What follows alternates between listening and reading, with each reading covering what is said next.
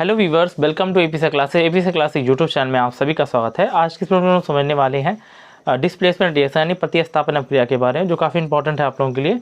जो displacement reactions होता है वो होता क्या है, हमारे पास मोर रिएक्टिव एलिमेंट्स होते हैं जो डिस्प्लेस करते हैं लेस रिएक्टिव एलिमेंट्स के इट्स साल्ट सॉल्यूशन, यानी उसके साल्टी सॉल्यूशन से मोर रिएक्टिव एलिमेंट जो होता है लेस रिएक्टिव एलिमेंट्स को डिस्प्लेस कर देता है। अभी हम लोग ट्रिक भी देखेंगे कि आखिर ये कैसे होता है, क्योंकि मैंने यहाँ फैक्ट भी लिखा है रिएक्टिविटी सीरीज, तो रिएक्टिविटी सीरीज का हम लोग ट्रिक भी देखेंगे, हमें याद हो जाएगा आराम से, और चीज़ों को देखेंगे कि बाकी डिस्प्लेसमेंट रिएक्शन यानी प्रतिस्थापन प्रक्रिया होता क्या है। तो आप देखेंगे यहाँ पर अगर जो हमारे पास सपोज कीजिए हमारे पास Fe है और यहाँ पर CuSO4 हमारे पास है। अब ये CuSO4 जो होता है ये साल्टी सॉल्यूशन होता है कॉपर सल्फेट का, जिसे हमने कहा साल्ट सॉल्यूशन, ऐसे साल्ट का सॉल्यूशन होता है CuSO4। अब यहाँ क्या Fe क्या कर रहा है, मोर रिएक्टिव है एज कम्पेयर टू Cu। अब कैसे पता चलेगा कि कौन रिएक्टिव ज़्यादा है कौन कम है, इस सीरीज को जब अभी हम लोग देखेंगे तो हमें समझ में आ जाएगा कि कौन ज़्यादा रिएक्टिव है कौन कम रिएक्टिव है।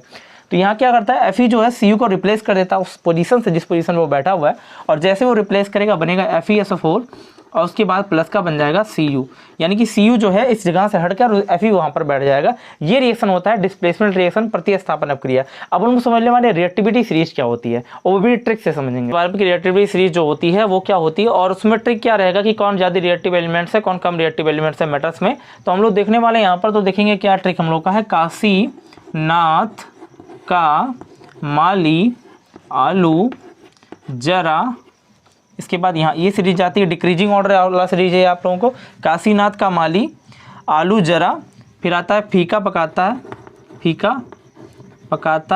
है, फिर आप लिखेंगे कौन है आगे आओ। ये आपका ट्रिक है, लास्ट में आपका पीटी होता है।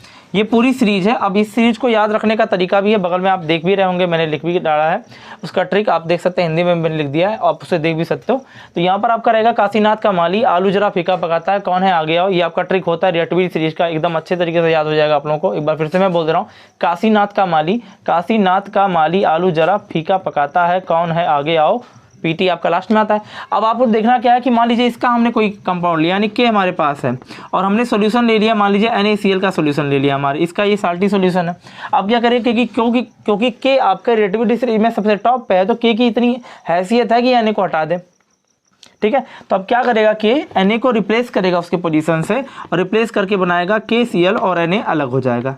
ये आपकी रिएक्टिविटी सीरीज में होती है। बट अगर जो मैं इसी कन्वर्जन को अगर जो चेंज कर देता हूँ, सपोज करो मैंने कर दिया कि हमारे पास एल्यूमिनियम है और मैंने कह दिया एल्यूमिनियम जो है वो रिएक्शन कर दे ZnSO4 से, तो आराम से रिएक्शन करेगा क्योंकि एल्यूमिनियम रिप्लेस कर देगा Zn को। लेकिन इसी रिएक्शन को मैं रिवर्स कर दूँ यानी Zn जो हमारा है वो AlSO4 के साथ Al2SO4 का होल थ्राइज के साथ रिएक्शन करें, तो यहाँ Zn की इतनी हैसियत नहीं है, यानी Zn ज़्यादा रिएक्टिव नहीं है जो Al को यानी एल्यूमिनियम को रिप्लेस कर पाया, ऐसा जैसा आपने देख पाया है। आई होप ये रिएक्टिविटी सीरीज तो आप लोगों को आई होप समझ में आ गई होगी और ये ट्रिक काफ़ी अच्छा लगा हो आप लोगों को। ऐसे ही रिलेटेड अगर जो आप वीडियो चाहते हो तो कमेंट सेक्शन में कमेंट कीजिएगा, आपको ऐसे ही रिलेटेड वीडियो आप लोगों को मिलेंगे। जय हिंद।